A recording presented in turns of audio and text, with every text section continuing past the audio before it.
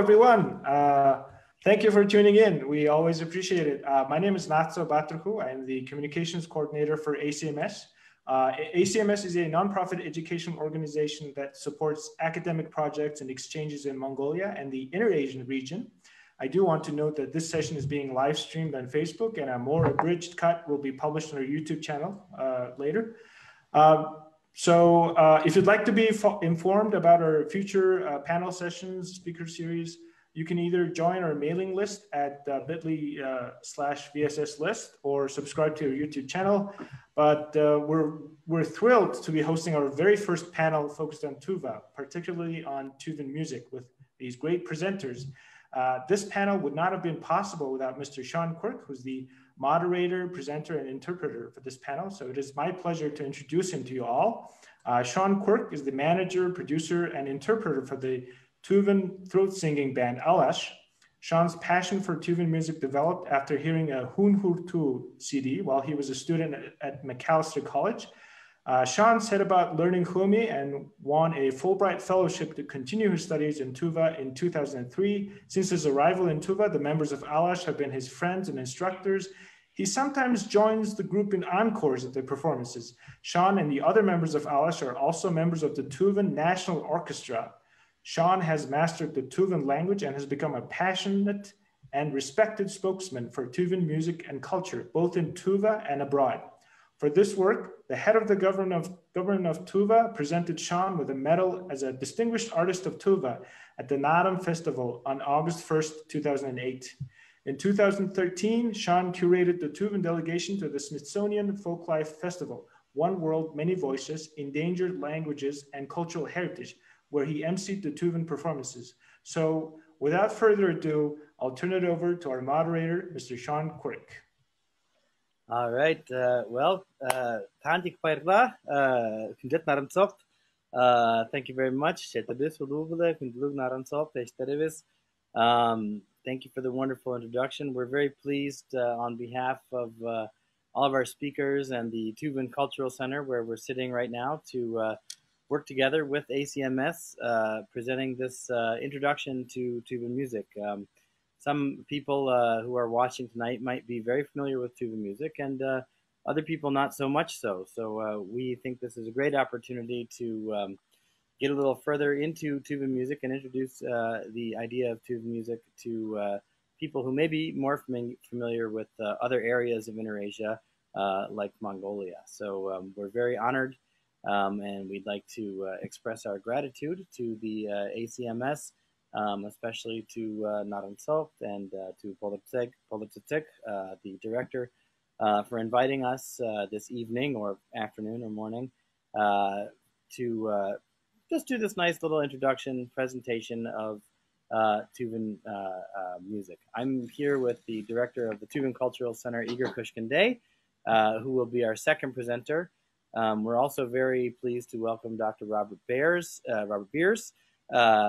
And our first presenter, of course, is a pillar in the field of the study of Tuvan music. She's one of the very first musicologists to study Tuvan music, and furthermore, she's a Tuvan herself and the founder of many studies of Tuvan music, the author of 23 research works and more than 150 articles in Russian and worldwide academic journals. She's performed her post-diploma work at the Novosibirsk State Academy and works at the Tuvan Institute of the Humanitarian and Applied Economic Studies. We're very pleased to invite her to open tonight's presentation. And again, I'll just remind everybody that we're going to do each presentation in a row. First, Dr. Suzuki will be presenting, and then Mr. Kushkandey, then Dr. Beers, then I'll be giving a short presentation myself. And then at that time, if you have questions, feel free to enter them in the chat throughout the presentation, and we'll select as many questions as we can and try to address them. So we hope that you find this interesting. For those of you who are very familiar with Tuvan music, we hope that you also find something new. And for those of you who are new to Tuvan music, welcome. We're very pleased to be partnering with our friends and neighbors in Ulaanbaatar at the American Center for Mongolian Studies. And tonight's introduction to the music of tuba. So without further ado, I'd like to turn it over now to Dr. Suzuki. I would just like to add that I will be interpreting for Dr. Suzuki and for Mr. Kushkinde. So it's going to go a little bit longer, and I'd just like everybody to kind of bear with us as they'll be presenting in Tuvan and or Russian, and I'll be providing the interpretation into English for that. So thanks for coming, everybody. We're very excited that you're here. And I'd now like to invite Dr. Suzuki to begin her presentation on an overview of the genres of tuba music.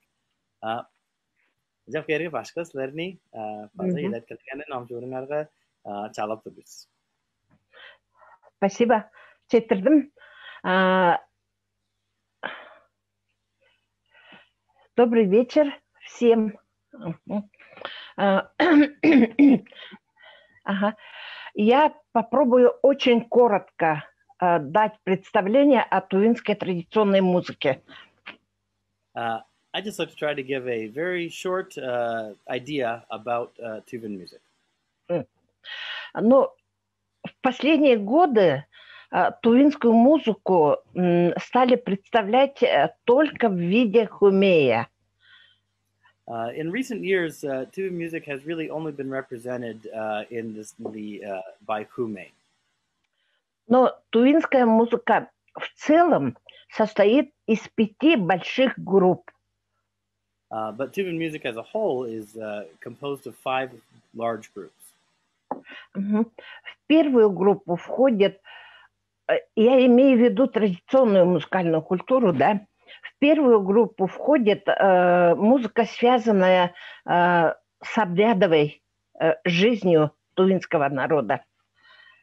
To be clear, I'm talking about traditional music, and the first group of these 5 is music that is connected with ritual performance. Этот обрядовый пласт очень большой, огромный, богатый, но, к сожалению, сегодня одна из малоизученных частей тувинской культуры. The ritual layer is actually very deep, very broad, and very rich, but at the present moment, it's actually one of the least known elements of Tuvan, one of the least known areas of Tuvan music. Ол тағылғалар, чалбарыглар, аңшылар тайгаға келгенде база явла тайга таңды жер езінге. Чалбарыглар. Олам тұба культурада чүндағыларға шутта айылғалық болып тұрғаннан. In Tuvan music, anything you do is involved with a melody. And what we're talking about here with ritual music is things like hunters going out into the taiga and making prayers for a successful hunt. The idea of chalbarug, which is kind of an offering. And anytime you would do these sort of ritual actions, music was an element of it. Тодугдоға чемгер чорортайға таңдысынға четірген нелер едіп мақталдар база чалбарыглардан аңғыда. Анда мұтыға хуй жанрлар бар. Aside from these ritual prayers, we also have praise songs to the surrounding nature, to the mountains, to the areas, songs of praise, expressing thanks for a rich and full life. The second group is songs. Ырыларны колдунда 3 кезекке 3 жанрға жарып тұрар. Қысқарылар, uzunlarlar, kojamıklar. When we talk about songs, we have 3 different groupings inside of the song genre. We have qaskar, which is short songs, uzunur, which are long songs, and kojamıklar, which you could call in English couplets or quatrains. Тыва ол улустың шамдандыра арлап жаранарларының айылғалар талазы біле еміне тіріп байлақ хуй болғаштың айылғалар аңғаңғарларының қатапташпасы. The Tuvans have a very rich fund of melodies coming from a long time ago, and so you find a little repetition of melodies among songs. Мен ескеріп тұрарымға амғы үйінің поп хөгжимдеп тұрар, хөгжімінде безін поп хөгжімшілерінің айырылғалары төбелеспес, тыққа көй. Това хөгжімнің мелодическое богатство такое.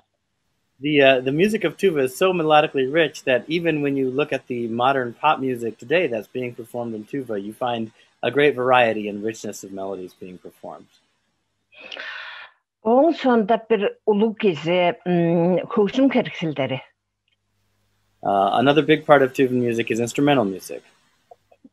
Tavada hüküm kerksilleri tıka huy boğuptırar. Birede Tavaçonun potlarının o şağından dura azıqlap тұрған hüküm kerksilleri. Onun sonunda bu Moğol bilaqdatlı harılsalarının saldarında gelgen, kirip gelgen hüküm kerksilleri var. Onun sonunda xamlarının azıqlap çoran kerksilleri. Onun sonunda Budizm bilek kirip gelgen tıka hüküm kerksilleri. Onun da ana koyun kadarıp çoraştın azıp şiiruglarının oynap etsip, ürüp, daha sündürüp soktap çoran hüküm kerksilleri. Ancak kergen da besin 5-6 yansı bürükler var içinde. So even when we look at the instruments that exist in tuba traditionally, we also have a very rich variety. There are instruments that have traditionally been a part of Tuvan culture as long as anybody can look back into the past. You also have instruments that have arisen in Tuvan culture as a result of communications and cultural flow between Tuva, Mongolia, and China. You also have instruments that come from the shamanic tradition of Tuva, musical instruments that are used in shamanic rituals and shamanic practice. And then you have sort of music instruments that come from everyday life, ranging from hunting calls to children's toys that they would use to create music. So even in the instrumental genre of Tuva music, you can find 5 different categories of instruments. Игил, тошплур, чадаган, хомус, вот эти инструменты относятся к, собственно, тюркскому пласту в тувинской культуре. Потому что у других тюркских народов аналогичные инструменты тоже фиксируются. We can see that instruments such as the igil, toshpulur, chadagan, and homus, that they belong to the Turkic layer of Tuvan musical instrumental history, because when we look at other Turkic cultures, we also see similar instruments existing in this culture. Пызанчы, чанзы, лимби дейін кебірлік хөгжім керекселдері қыдаттан молду таварыштыр келген хөгжім керекселдерін қақамашыр.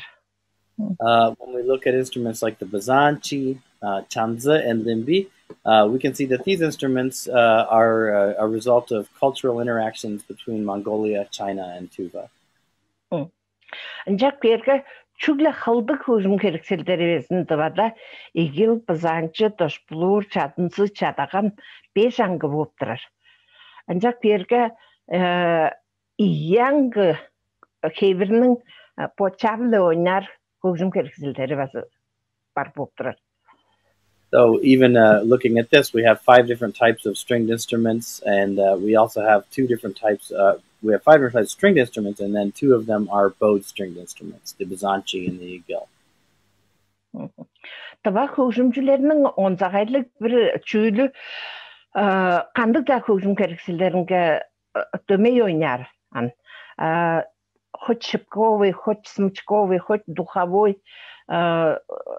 Это отличие, например, в европейской культуре, если ты пианист, с детства учился, то как концертирующий музыкант на скрипке не будешь выступать, ты будешь пианист, да? Или скрипач.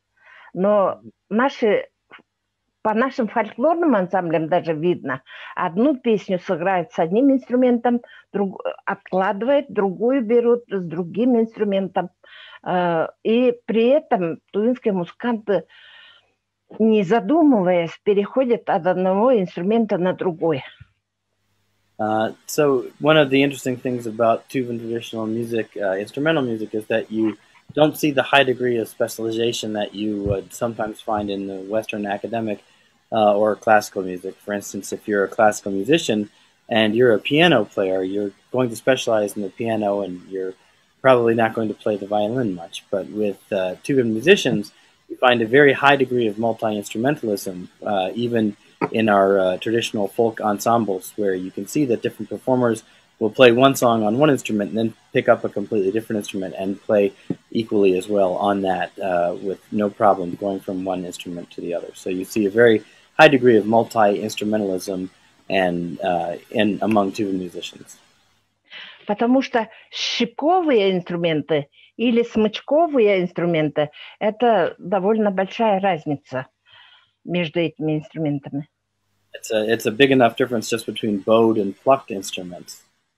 Но вот большая сохранность инструментального пласта для тувинской культуры сегодня – это характерная черта, но довольно такую большую проблему составляет инструментальная музыка. Я считаю, что в советское время именно потери большие были в отношении инструментальной музыки. So, you know, the instrumental music has been reasonably well enough preserved in Tuvan music. However, there was a lot of issues involving instrumental music arising from interference during the Soviet times. В советское время сами инструменты подверглись процессу усовершенствования для того, чтобы создать оркестр из национальных инструментов. Кстати, это такое характерно было для всех национальных культур бывшего Советского Союза. One thing that happened here that was similar in most of the other ethnic republics of the Soviet Union as well was that there were attempts to, quote-unquote, modernize the Tuvan traditional instruments, changing their structure, changing their construction, and thus changing their sounds to better fit the Soviet cultural dictates. And Tuva was certainly no exception in that case. Традиционная инструментальная музыка тувинская, она имеет довольно сложную структуру, и она на самом деле была таких больших размеров.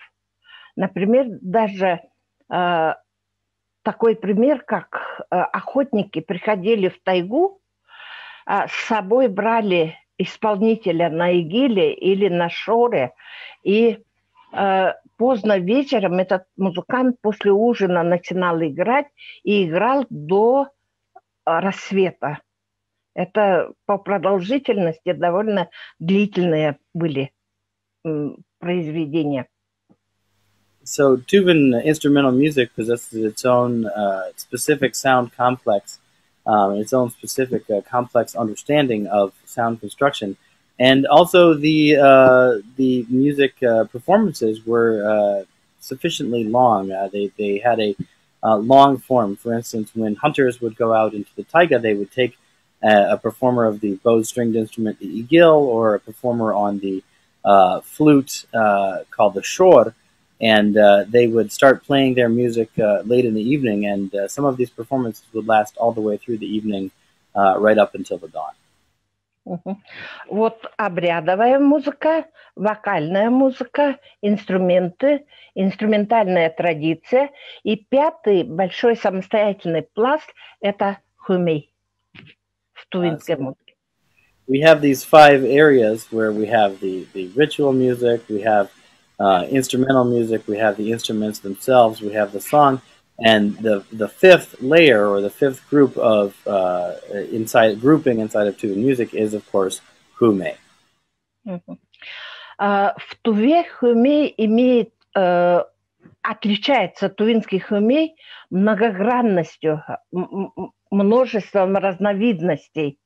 И с точки зрения звуковой структуры он охватывает огромный диапазон звучания от сверхнизких до сверхвысоких частот звучания.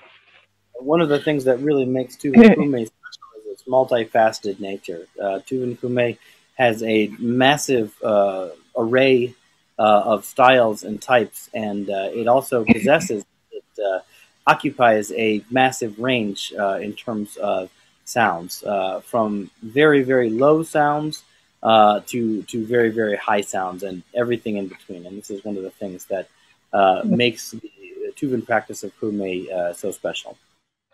Ну вот по звуковой структуре хумей относится, по моему мнению, к инструментальной музыке, потому что та музыка традиционная, которую играли на музыкальных инструментах, на игиле, на хамусе, на шоре, они имеют бурдоно-обертоновую структуру. Точно так же хумей тоже состоит из бурдоно-обертоновых звуков, и без такой структуры хумея просто нет. So I'd like to say that Kume is considered by the Tuvan people to be an instrumental practice, and this is because if we look at the sound structure of Kume and the way the sounds of Kume are built, they are directly related and similar to the sound structure of Tuvan instrumental music, and both of these types of music are based on the conception of sound that is called the drone overtone basis of sound. Ну, в традиционной культуре, даже поколение моих родителей, да, тувинцы вырастают вот в окружении звуков вот этих бурдоно-обертоновых. И я даже помню, как мой папа вечером ложился, исполнял хуми, но он не относил себя к таким мастерам исполнения хумея. Но жалзата хумейлерге такка хою хумея биле кижне удудур хумейлептер. So, in earlier generations, even in my generation, the generation of my parents, people here grew up in a sound world that was also comes from this drone overtone nature. And even I remember when I was a young person, my father, who didn't consider himself to be any kind of a great performer of Kume, still in the evening when he would quietly perform Kume, it was very soft, very nice, and very beautiful, so much so that it could put a person right to sleep. Менің шинжілікчік жолғаштың көріп тұрарымға ол бурдонның абертон тұрғызылы көжім таққа көшкін, төп Азияның көшкін жанарынға характерно вот это вот звучание. As a researcher, I've noticed that this system of sound construction of drones in overtone is very characteristic for all the peoples in the area, in the Inter-Asian Turco-Mongolic cultural sphere. I find it to be characteristic of all musics across this sphere. Жаңаштың даже музыковеды мало обращают внимание на наличие бурдона. Вот что я хотела сказать. Откуда вообще вся музыка строится, имеет фундамент бурдонирующих звуков. Потому что современному человеку трудно представить свое окружение без технического шума, да? Но кочевники жили, когда в прошлом, позапрошлом веке, когда не было ни одного технического шума в ландшафте. One thing that's important to remember is that musicologists often don't pay attention even to the presence of drones in music and the presence of drone as a important fundamental original force in music. People these days in most of the world are used to having the presence of mechanical, technical, artificial sounds in their lives. But we have to remember that the nomads for whom this music was characteristic lived in a sound world in the previous century and the centuries before that, where there did not exist these technical, mechanical, artificial sounds, and they lived in a sound world that was directly connected with the drone overtone sounds of nature itself. Многие мне рассказывали, когда пасешь скот в степи, у подножия гор, кругом природа, она имеет очень много звуков, И особенно в степи, степь обычно гудит. Горы гудят. Реки, особенно где есть водопады, гудят. Вот этот гул, мне так кажется, вот это создавал бурдонирующую основу, фундамент.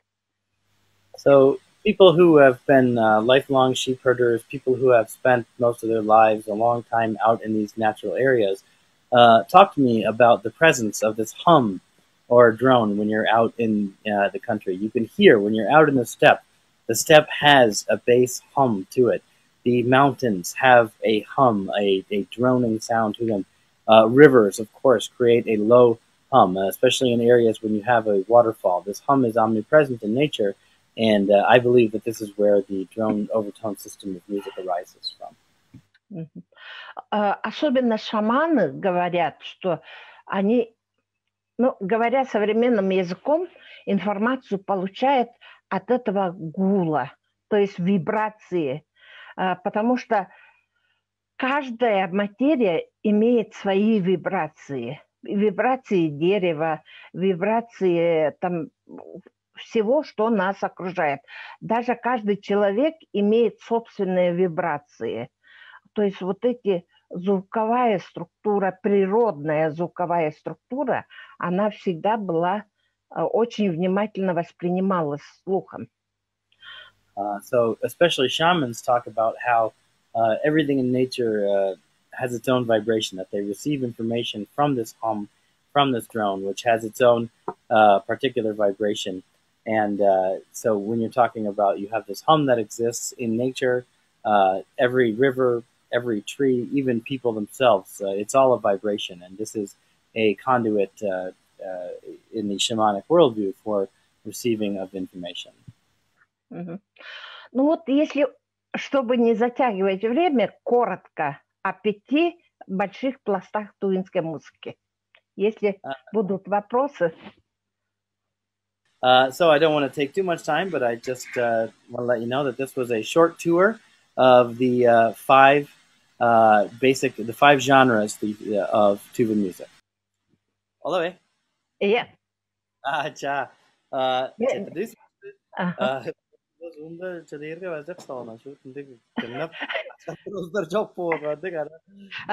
Reaksiya çok.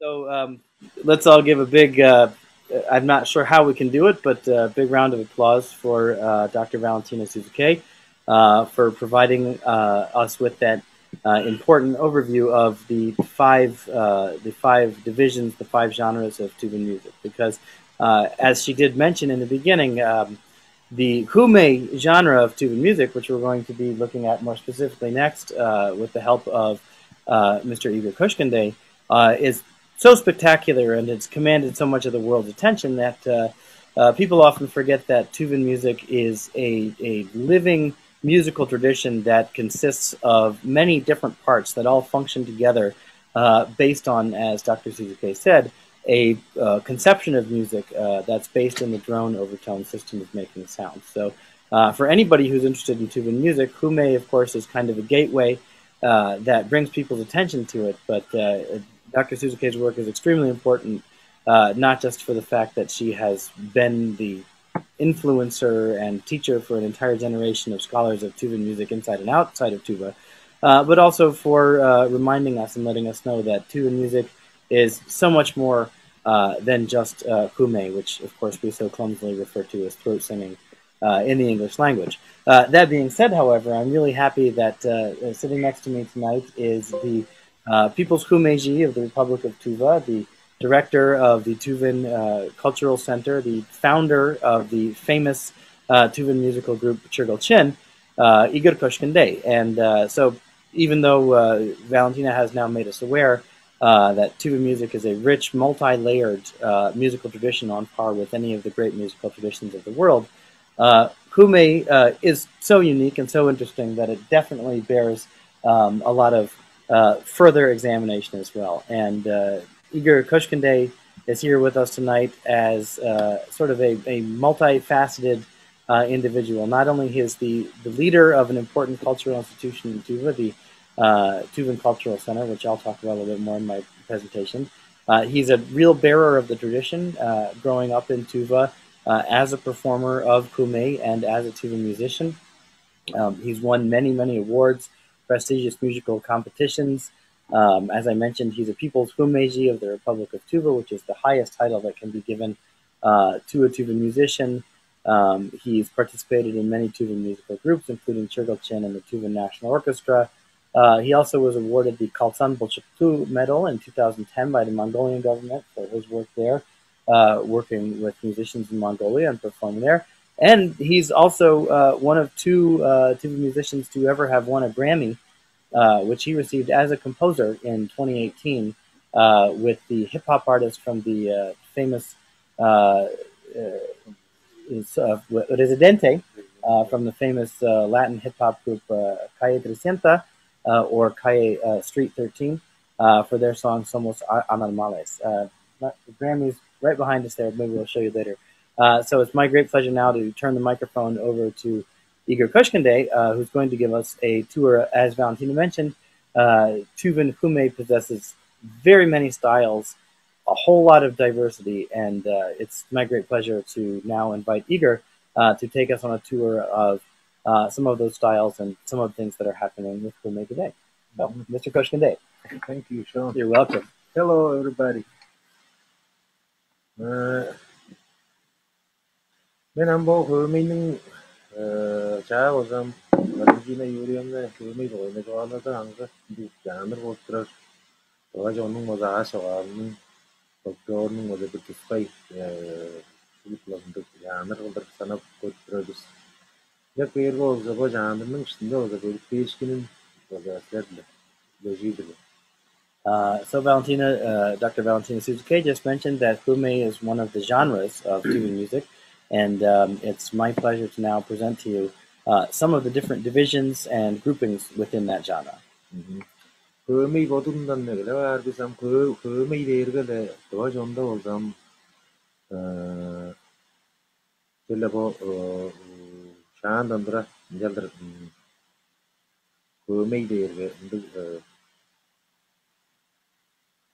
çoğalacıdan. O sözü, ana çıkara cacı üstündürü bilir, bu sözü üstüne Hume'yi değirge. Neyse kırklar değirge. Kajan ambonjan olsam ol yerde 1500 aldan yıllarda bu var mı? En çok Türkçüler geyip durardı. Ol yerde Ostrovsky diyecekti.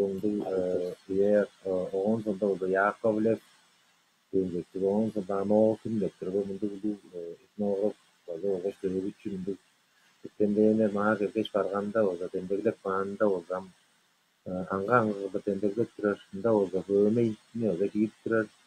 Onun sonunda o Hume'nin bozul canır içinde olsam keviller anga kevillerin bozul anga bilir. Şöyle biraz oturanda olsa Hume'yi daha diye bir var. Onun sonunda sağıp dettirer, sağıp dettirer. Bu sesler var. Onun sonunda kargalap dettirer. Ama okinin bağlı projeler var. Koşulda geçiyor. Onun da olsa hanım bu Ostrovsky var o zaman 1800 yıldan aldan 1800 aldan 7 yıllarda olsa bu yerde bu Moğol'dun barığın Moğol dettirer. Soňky barym Moğol'dun o zamanda Soýatlar dettirer. Gankaylar bilir bağlı. Dostum dendilerinde olsa olduğuyla olsa Hume'yi sığıp targıladı. Bunda kevrini tagarga yarattırır. So Hume, for a Tuvan person, is a word that we know from our earliest childhood. Hume is an intrinsic part of being a Tuvan, and it's an idea and something that's familiar to every Tuvan person from their earliest childhood. If we look at the writings by people who have visited Tuva from outside, stretching all the way back to the 1860s, and we look at the writings of people who visited Tuva and wrote about their experiences here, such as Ostrovsky and Anokin, Yakovlev, Carruthers, and Kohn, and others, people who came from outside and visited Tuva, all of them at some point or another talked about Hume. Some of them recorded this word as Hume, some of them recorded it as Kumi, some of them talk about Sagartup, some of them talk about Kargaralap. So they were all basing their descriptions on the information from the local people that they were talking to. And this bears witness to the great variety of names, the great variety of nomenclature that exists in the Tuvan language for the phenomenon that we call today as Hume. So this is a very rich genre that has lots of different groupings within it. 이제 같은 것도 보자면은 신도 굉장히 거기서 이제 그 의미가 그렇고 의미가 된다고 좀 의미를 이렇게 주되는데 그래서 그래서 좀 거기서 taba John Mozam Chuna Ada Mozam Nana the Gurgani the Shan Brother of Turban Chugani Solar and the existing. Yes, who made the Irgala or do low room in them with Taluk to the Stongan in the every. One of them who they Irgalam Jude was the Poidus Irgalam hangman should be positioned that we make. Azele jara azele zambo agrak tramal mo da kule nekti da kule de nekti mo da algo zo lom du rumi tram da algo zo ono zam nekta tra do da la da me da rumi da chesto da la bitro. So we'll start with the grouping that really the style that occupies a very important place in our discussion, and that's Hume. Tuvan people, when naming things, they name things how they look and how they sound, and Hume is no exception. When we look at the origins of the term Hume, we talk about something literally in Tuvan we would say Humainprat, which means to make the Hu sound, something that it's a humming sort of sound. It's a sound that is imitated in the Tuvan language by this word Hu, and this is where Hume comes from. And these sounds could come from, you could talk about them coming from animals, from wild animals, from livestock animals, or from nature itself.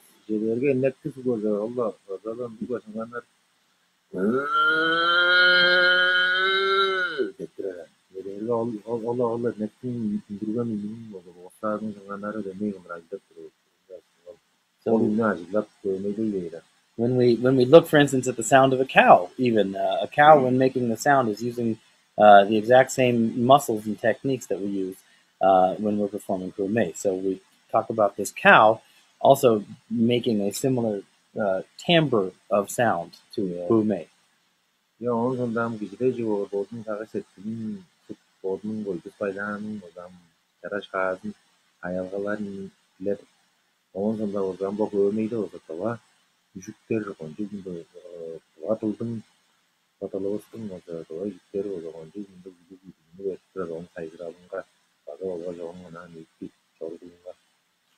So starting from this sonic basis, when we talk about a person who wants to then express themselves, find their own particular unique voice, their unique art in terms of creating melodies, using the techniques of Hume, we would be remiss if we didn't mention the importance of the Tuvan language itself, which helps us to perform Hume and very much informs the performance and style and manner of Tuvan Hume.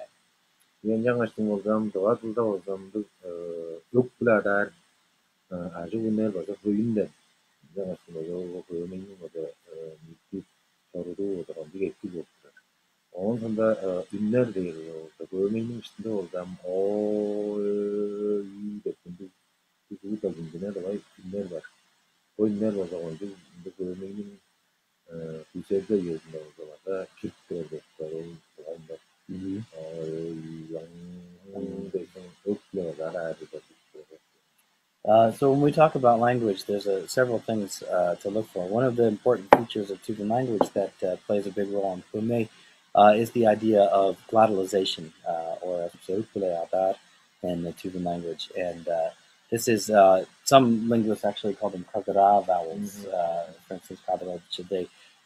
And this is another sort of class of vowels that's very important to understand, not only for speaking Tuvan and being understood, but also for performing Hume. Also, the Tuvan language possesses a special set of sounds that some other languages do possess, but Tuvan language possesses these sounds such as u, ung, which are also very important in the performance of Hume. So I'm going to show you now.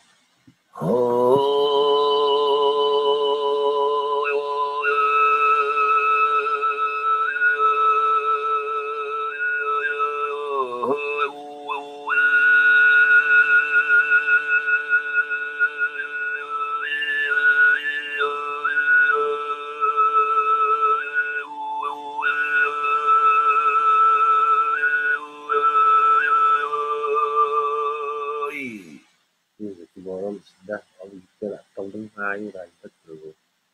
So you can see how the vowel sounds affect the melody there. 예, 어느 정도 이러한 계급이 되고 좀 서급 계급이 되고 서급 거저비로 온다가이 배득 멜로 olur. Am sığıttın bodun bozam, adının kalgana diye bozam, sığılar diyen bu sığıttın fazından verettiğinden bazıda tırnağından bu sığın ayıkta veri günü sığıt da sığ diyen öptü de bu sığıt da bu devini aran bu. So similarly, when we look at another one of the types, we move to sagut, which same thing with kume. The name of this style also comes from an onomatopoeia or a sound imitation in the Tuvan language.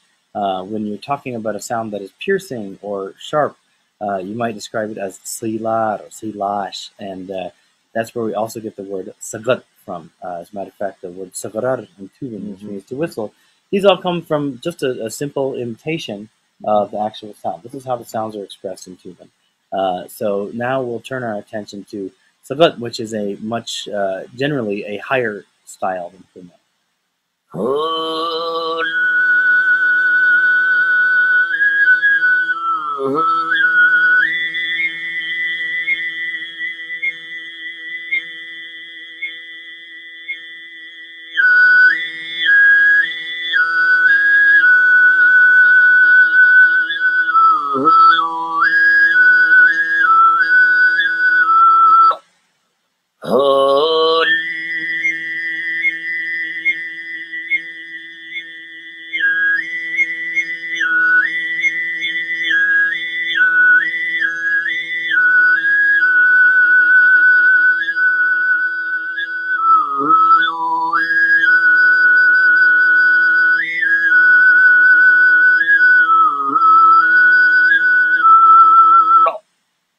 Oh, işte. Ya onun sonunda 3 tane devir değil bolsam qarqara devir bolsam bu çağız bu devir bolup durur. Am qarqara dergele bazala tömeyle onun bozu taş menden onun kalgan bu ses bolup durur. Derge bolsam jalda biçimde qarqayıp durur ses deyine qarqayıp durur taş qarqara var. Gelgire ve bu taştı tutanı. Onun sonunda on brawsam on qarqaran bu girgiren de seslerine kalgan bu qarqara da So if we want to look at the third grouping within this vocal music, we're talking about kargara. And same as with the previous two, the term for kargara also comes from a sound imitating word. Into when we're talking about something that is crackling or rumbling, we would use the same idea of and this is where the term kargara comes from, which is generally the lower end pitch-wise of the styles. Yeah. O qarqarada o'zi onju aşık günler o'zi tuqqan kuy ajbat turur ay o deydiler. Onun sonunda değiştim bazılı öpküler imgeler adak şeyler içinde ana yitizi dam doğa kılda o yerde o zetkendeğinin kanat durar öyle jeni aşık ajbat turur.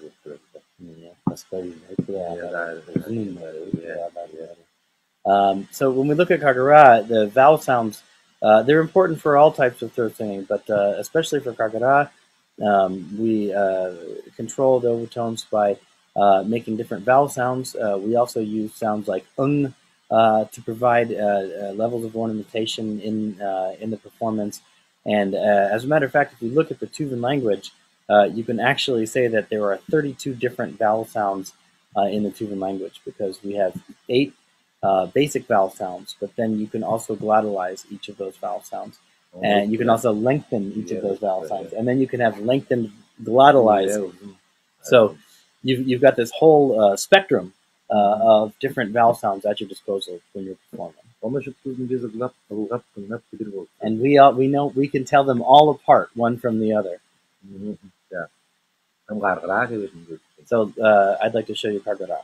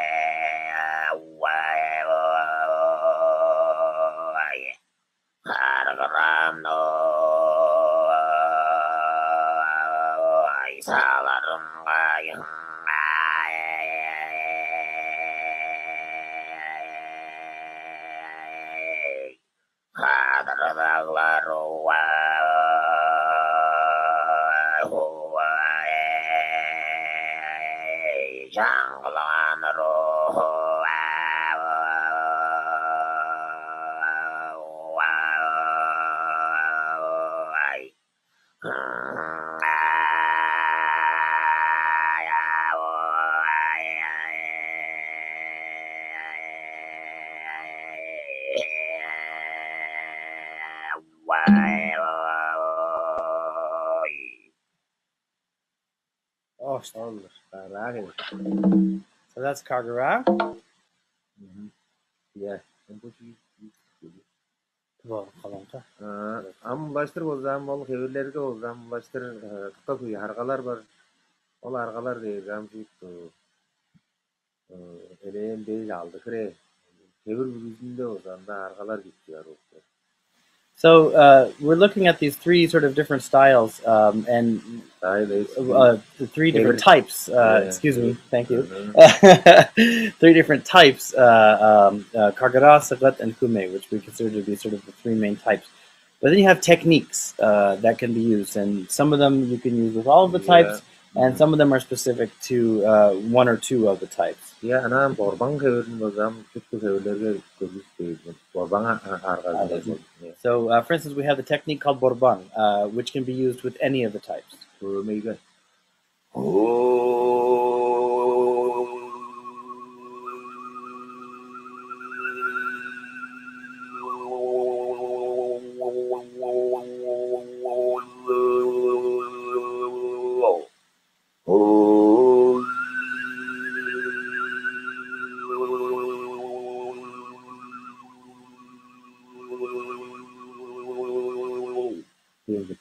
Borbang hever var bu. On sonra tezengi argal var. Biraz tuttukla var anda.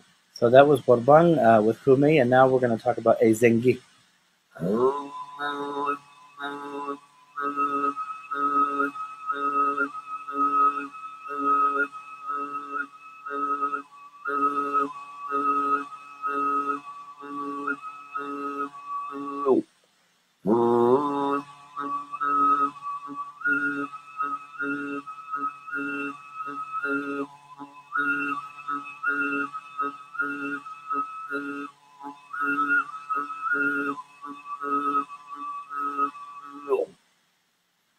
Ya ambo iyi hever bolzam sıgıtta var da vardı. Borbang hever da argalar. So you can use these techniques of Borbang and Ezengi also with Sagat. And Borbang and Ezengi can also be applied to Sagat.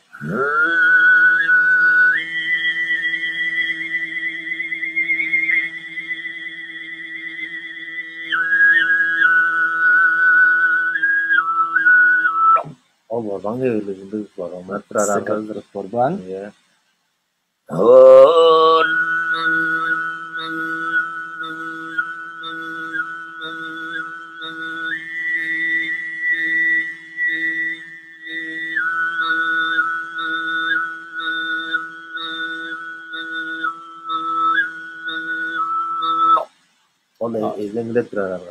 And that's Sagat with the technique called Ezengi, which comes from the word meaning stirrup. On sonda o zaman bu sıkıpta da karada da eleğin kuy pırlangnadır, iştedi, beşini göz argalar olur, kuyu.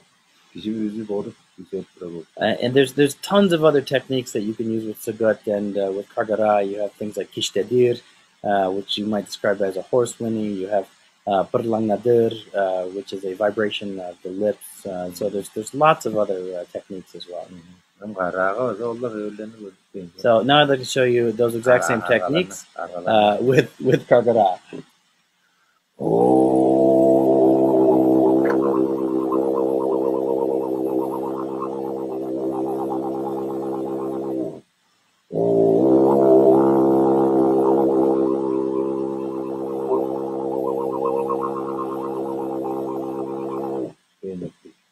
Kargara Borbang.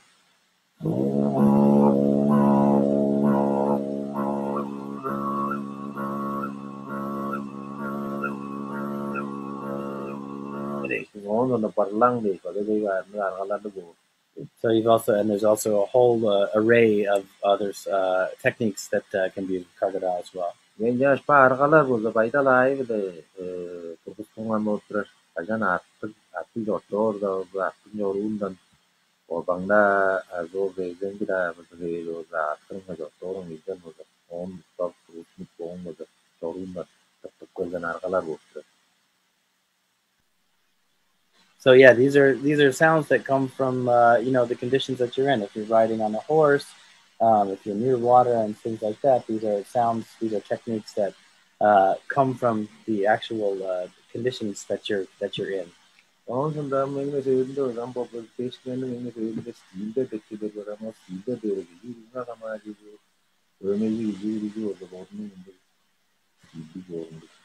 And then we get to the idea of styles as well, because we have styles that sort of are established or founded by individual kumejis.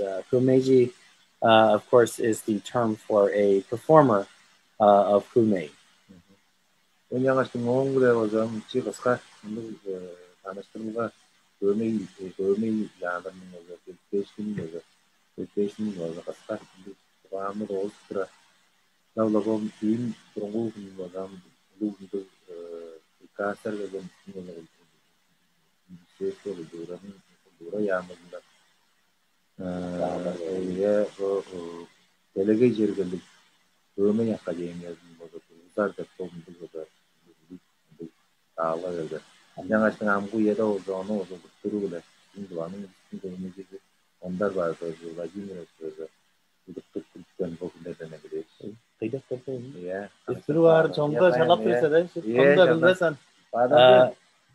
we have some really great news.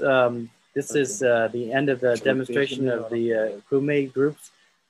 Thanks for listening to that. But just as we end the demonstration, this is brand new news. Has never been announced to the public. But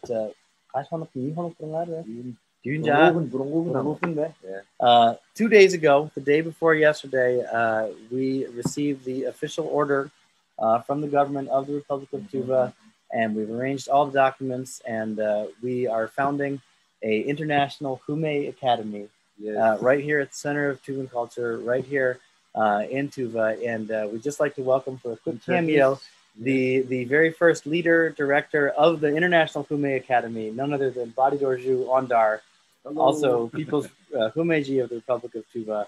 So please give him a great virtual round of applause and wish him good luck. And of course, you're all invited. For those of you that are big fans of Tuvan music, come on out. When things get a little better, and come visit us. So this is just between you and us right now. We're going to do the official announcement at Chaga, which of course speakers of Mongolian know as Sagamsar, the upcoming Lunar New Year. So this is kind of a consider yourselves lucky that you came to tonight's lecture, because this is literally the first time it's being announced publicly. So congratulations to Badidorju, and congratulations, thanks to the Tuvan government. We're very appreciative for the support that's being shown to the real treasure of Tuva, Kumei. So thank you very much, everybody, for listening, and I wish you all the best, good health, and of course, Igor, on behalf of everybody that was listening, thank you very much. Thank you very much. Thank you very much. Thank you. So once again, that was Igor Kushkandey, director of the Tuvan Cultural Center, People's Kumeji of the Republic of Tuva, a man of many talents, a man who wears many hats and has many medals on his chest, and has dedicated his life to the development and preservation of Tuvan cultures. Thanks so much for joining us tonight.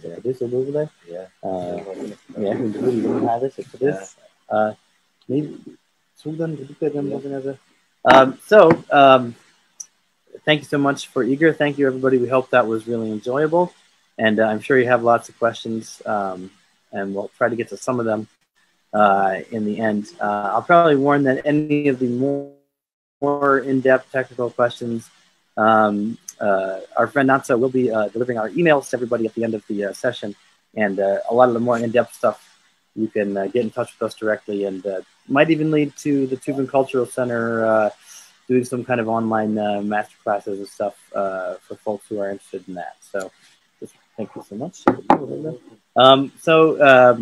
We've heard from Dr. Suzuki, we've heard from Igor Kushkinde, and now I'm very pleased to turn over the Zoom screen to Dr. Robert Beers.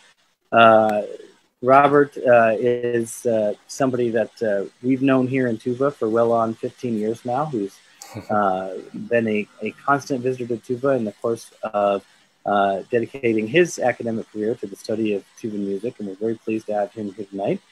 He's an ethnomusicologist, sound artist, and filmmaker from Minnesota. He currently lives in Istanbul. His research examines social material geographies of music, song-based storytelling, and the politics of heritage in the Sayan Altai mountain region of Inner Asia. So, just a reminder, this is a region that actually stretches across political borders, and we're very excited because Dr. Beers is going to be telling us a little bit about that trans-border work in his upcoming presentation. He studied music at Pomona College, received his MA and PhD in ethnomusicology from the University of California, Berkeley, and he's currently working as a lecturer in ethnomusicology at the Center for Advanced Study of Music at Istanbul Technical University. So we're very pleased to have you here, Dr. Beers. Thank you for joining us, and I'm going to drink some water, mute my microphone, and enjoy your presentation, and I hope everyone else does as well. Thank you so much, Sean, and thank you to all of our esteemed guests. It's difficult to follow someone like Dr. Igor Kushkinde and Valentina Yurovna, but I hope to share with you some of the work I've been doing over the last few years and some things a little bit beyond the boundaries of Tuva. So I'm going to share my screen here and show you a few slides, if this works. Slides are working, is that okay? Okay, great. So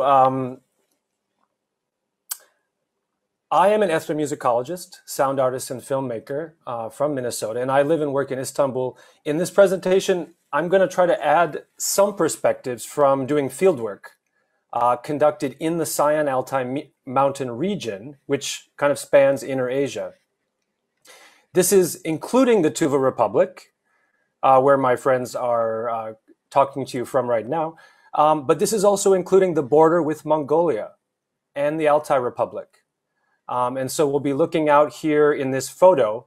This is actually an ova on the boundary between Altai Republic and Tuva in Mungun Taiga. And I think this ova kind of symbolizes a number of things that Valentina Yurovna mentioned, also that Igor mentioned, and I'm sure Sean will be discussing as well.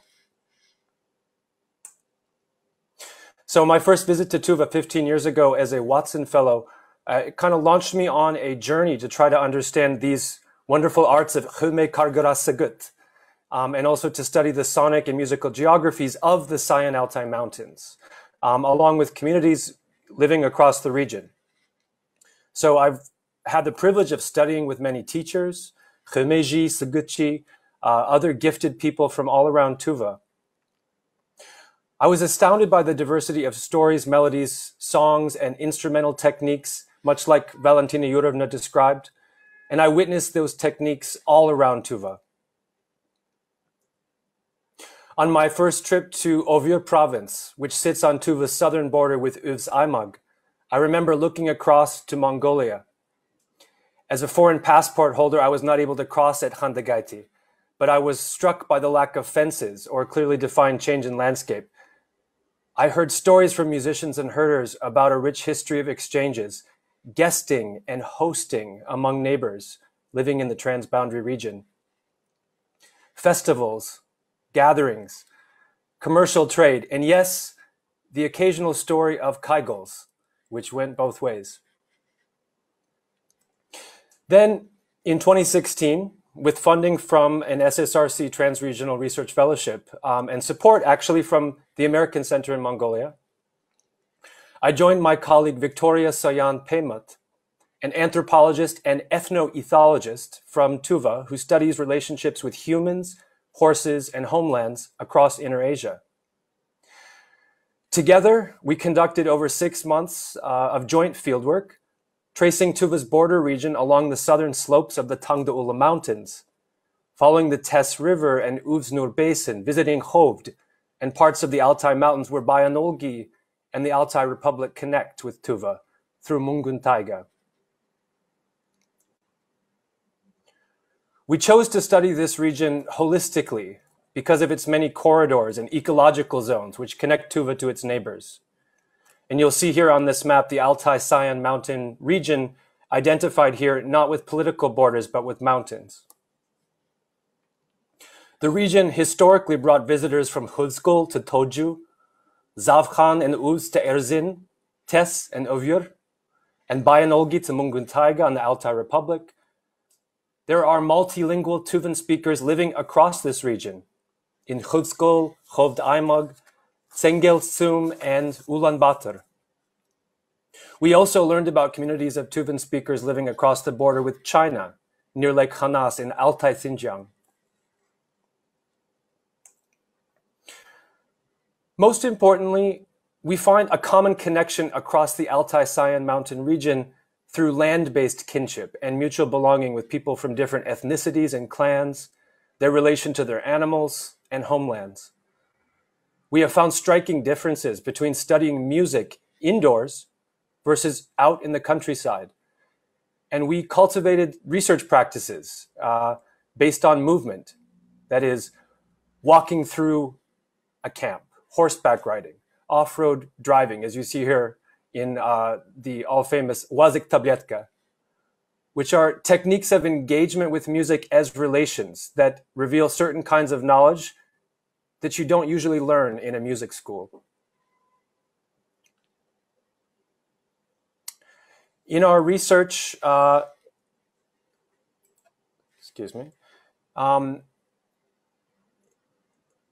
in our research articles and films, we share many of the insights we learned from visiting with herders, hunters, storytellers, and practitioners whom we met along the way.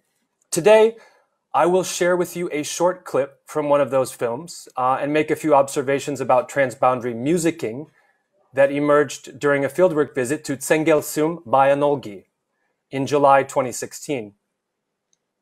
We conducted this interview in Tuvan, and I'm very grateful for my colleague Victoria Vika, who's here today with us, for her nuanced translation, which will help open up the perspective shared with us by a herder named Ibora Dondog.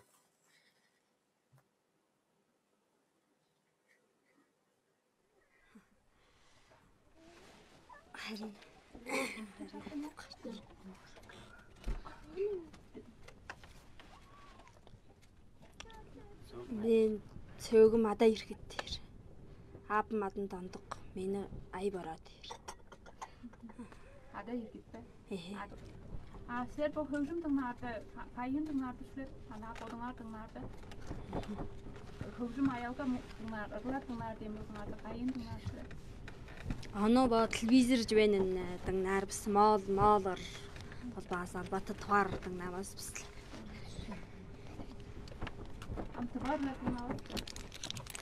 Тугаарлаар бол хөгжим ингээд дураарл баяаг. Бар. Тугаарлаа кайныг наадтай. Ол тугаарлаар бол флаш малаштай шиг хөгжимбэ дураар араараасан гай моолорд нь араасанда баяа бар. Тваага орлаа дээр комноор орлаа пан кайна автрасаа дийсэн. Ол дээр дам наам бодвсон чиртвсэн мен това мен дэвлээ. Эвэн кем дэвндэг гэдэг араа моолдон нурлаар нь араарсан гаж ороорч. Ол мен два мен дэвэрнэ билэр мен ном башка. Шинос мен тань. Орлаар сэвэн. Харин.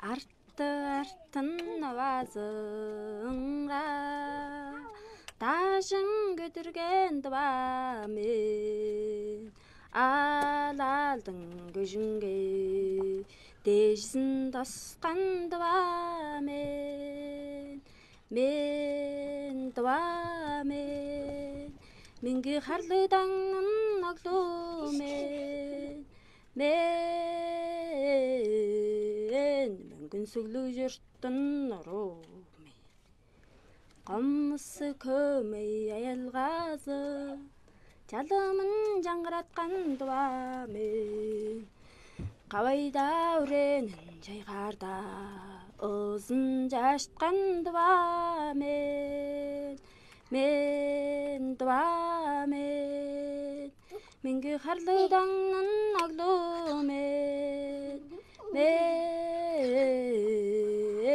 мөнгөн сүглэг жұрттың нұру жайынан дүнгі ойнында жаянын сымырашқан дуа мен жанын шаға үчінде жажың кіржен дуа мен жайынан дүнгі ойнында жаянын сымырашқан дуа мен дуа мен менге харлыдаңның оглу мен мөнгөн сүглэг жұрттың нұру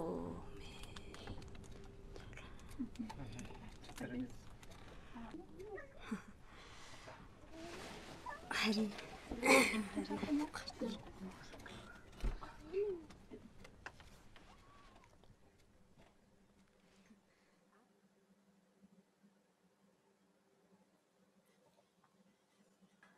As you likely gathered from Ibora's words and melody, Men Tava Men is a song about land-based kinship. It was written by a composer and lyricist from Tsengel and was among the most common songs we encountered about homelands in the Altai Mountains, along with Evichem and Kongure. The Altai Tuva's neighbors to the north, who people call the Tangda Tuva, were also moved by this song. Later, in 2011, the song was adapted as the official national anthem of the Tuva Republic, and performances have been made famous by Andrei Mangush, Igor Kushkinde, and the Tuva National Orchestra, which you can find online. In sharing this song from our fieldwork, I hope to show one of the many examples of how Tuvan music and belonging are negotiated in relation to exchanges between communities living across the Altai Sayan Mountain region. Travel, interaction, and gift exchanges have become the norm historically, perhaps not so much in the past 100 years. And any neat and tidy definition of ethnic, linguistic, or cultural identity is usually much more fluid on the ground. So while our panel today is about Tuvan music, I hope that my presentation adds a transboundary perspective on the social life of music and sound from communities living across the region. This includes Tuvan music, of course, but it also is inclusive of other practices that have often been overlooked in research, including interspecies listening and voicing, animal coaxing songs, popular music in Tuvan and Mongolian language, also Kazakh and Russian, mediated by television, radio, flash drives, and transmitted over SIM cards, using telecommunication signals from multiple countries. These practices complicate any neat and tidy definitions of Tuvan or Mongolian music and are nourished by an active feedback loop between the music cultivated in regional houses of culture, the Centers for Traditional Tuvan Music in Kizil, and at the Khume Ovaze, pictured here, or in various places and institutions around Mongolia. So, what is Tuvan music? It's a lot of things. It is music sung in Tuvan language. It's music made by people in Tuva, but also in other places.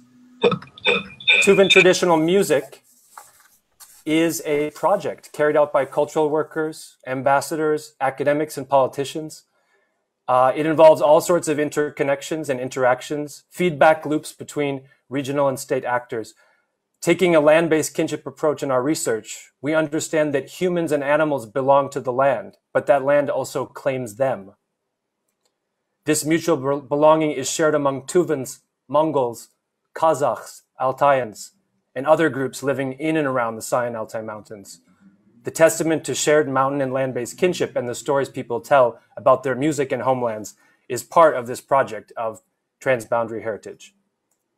So thank you for listening today, and thank you also to my research partner, Victoria Peymot, and all those individuals and teachers over the years who've supported our work. I look forward to our discussion. Chetirdim, Bayarkhla. Thank you very much, Dr. Bierce. We watched the presentation over here with great interest. Igor and Badi Dorju are clapping for you over here in the corner. We really appreciate you coming tonight and providing that excellent cultural viewpoint on the place that this music occupies in the culture, not only of Tuva as a political unit, but in the greater area of the Altai-Sayan region and in Inner-Asia in general, and how important those relationships are between the performers, between the members of the culture, between the purveyors of the culture, and between the administrative and state actors as well, that are all part of the intricate web that has to function in order for people around the world to become familiar with this music. So we look forward to having some discussion at the end, which is going to come soon because now, originally I was just going to be the moderator, but unfortunately we were supposed to have Dr. Carol Pegg joining us as well, who's also a pillar in the field of ethnomusicology in this region, but unfortunately due to family, she had an illness in the family, she was unable to attend. So I'm going to be pinch hitting tonight and providing a short presentation that I've prepared just about Tuvan music and its sort of entrance into the world. By no means is this meant to be an exhaustive list of performers from Tuva and what they've done and whom they've worked with. For the most part, it's just, especially for people who are not necessarily coming from the viewpoint of big fans of Tuva music, I just was hoping to give an introduction to the amazing and really outsized impact that Tuvan music has had outside of Tuva in the global musical world. I chose this theme because one of the many hats that I wear and have been wearing for the last 15 or so years is as the producer of the award-winning Alash ensemble, of which Badi Dorju is a member, as well as Ayan Osam and Ayan Shirjik.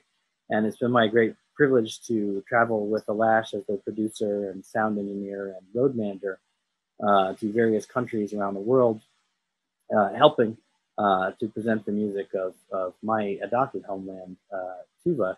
And so I felt that it would be an appropriate theme to present for people who may not be as familiar with Tuva, who may its impact, or who may be joining the wave of fandom in more recent years, because it's a very long history. And it's outsized in the sense that Tuva is not a large place. There's only about 300,000 people that live in Tuva. And of those 300,000, maybe 240,000 of them ethnically identify as Tuvan, the others being mostly Russian with a smattering of other ethnic identifications. So I just thought I will share my screen here with you guys. And I have a little slideshow ready to share the experiences, or rather just a brief history of Tuvan music and its entrance into the world, because it's really fascinating that a place that's so small could have had such a massive effect on music in general. And I'm hoping, if anybody's not aware, I'm not Tuvan. I'm from America. And I came out here a long time ago to study the music and just ended up settling here. So I now, among other things, I work with the Lash. I work here at the Cultural Center, and I'm very passionately invested in helping people around the world to understand about Tuvan music, and as not just for the uniqueness of Kume, which draws everybody in, but also for the importance that it has culturally, for self-identification as Tuvan people. It's literally a very important part of what it means to be Tuvan. That you have Kume, as well as, of course, the idea that this is an entire fully functioning musical genre that has its own theory. And now this should work. Okay. So I want to give you guys a brief overview. I'm very indebted in a lot of this work. Of course, this is stuff that I know, but I'd also like to give a special recognition to my friend Morten Abelsnes, who's a researcher of tuba music and kind of a de facto archivist, who did a wonderful piece of work with Dr. Suzuki, actually recording a discography of tuba music from its very first issues on vinyl in the early 1930s. So thanks a lot. I'm deeply indebted to Morten's and Dr. Suzuki's work in terms of helping to archive the history of tuba music, because one of the most important things that we need to establish is that even though around the world there are types of music that are labeled with the term throat singing, tuba music is extremely special, and the throat singing of tuba and its music are something that are an integral part of life and culture here and have been for a long time. And this is borne out by the history of recordings, performances, and then, of course, global interest in the music. So this presentation is called Tuba Music Around the World. And this is by no means a comprehensive history. I just thought I'd pick out a few key moments in the history of performance of tuba music in recordings and on the professional stage. So 1934, a group of tuba musicians went to Moscow to perform. They also created recordings which were issued on 7 vinyl records in 1935. There's an apocryphal tale. I've never been able to find out if it's true or not, but I find it to be something very sweet, and I think it touches on some of the pride that tuba people have and a sense of understanding here of the outsized effect that tuba music has had globally and the impact that tuba music can have on people. Many tubans who perform kume, which is very many, have had the experience of performing kume for somebody who's never heard it before and causing the utmost level of astoundment. And the original sort of tale of this is that in 1934, when this group of musicians traveled to Moscow to perform, none other than Comrade Stalin himself was in attendance in the concert hall. And one of the musicians got up, and I believe it was a fellow by the name of Sat Manchakai, and he performed Sagut, as you just heard Igor perform 2 presentations ago.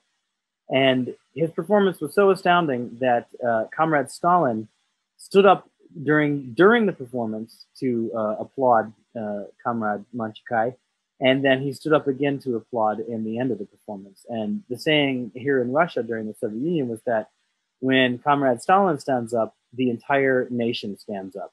So Tuvan people, whether or not this tale is apocryphal or not is really immaterial, but you hear it repeated often by Tuvan people as showing a sense of pride in how effective their music is. That somebody from little old Tuva, which in 1935 was not even a part of the Soviet Union, able to travel to the heart of the great and powerful Soviet regime and bring an entire country to its feet. And this is a story that really illustrates the outsized effect and power that tuba music continues to maintain to this day. So the second series of recordings that we find from tuba was released in about 1958. The first time probably that they were going to be heard by American ears was when the folklorist and recorder of music Alan Lomax visited the USSR and obtained some recordings of tuba music.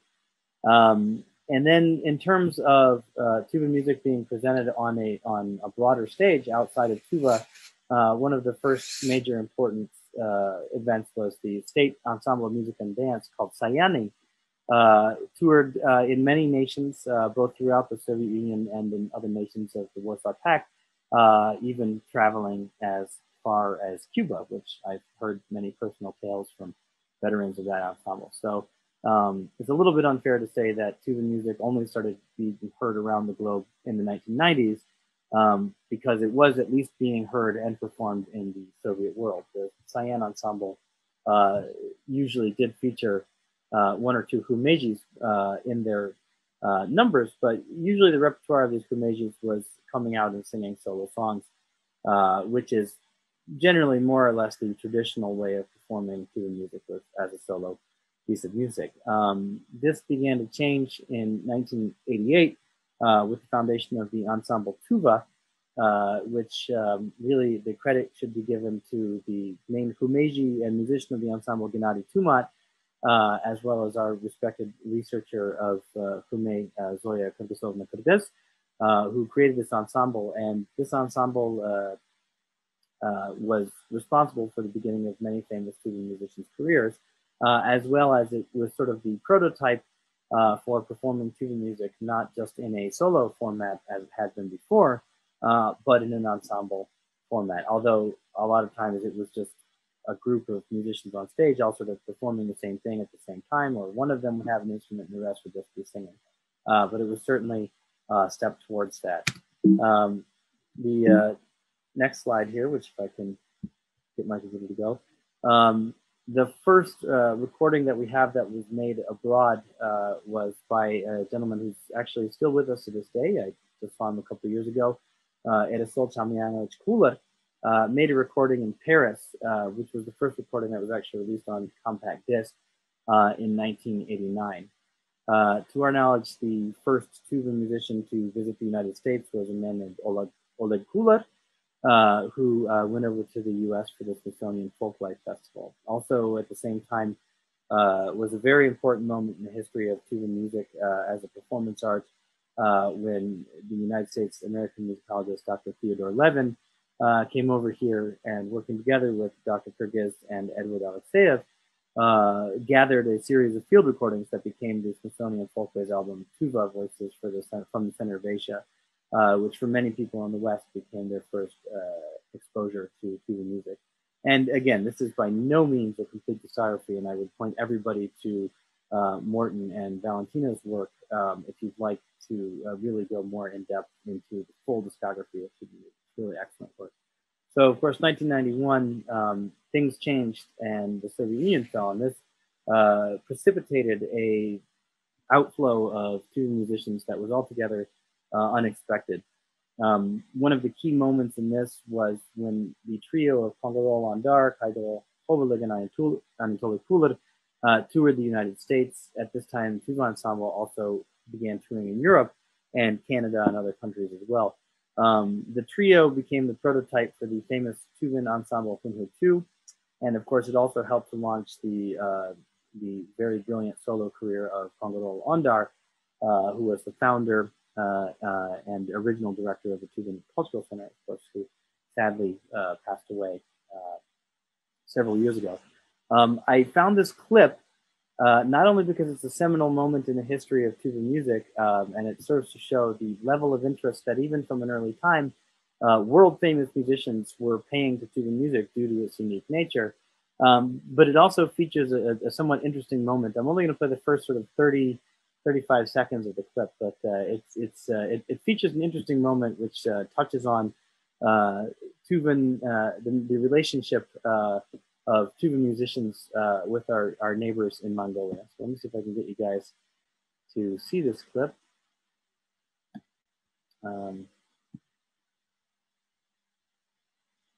Just going to load up here on the internet.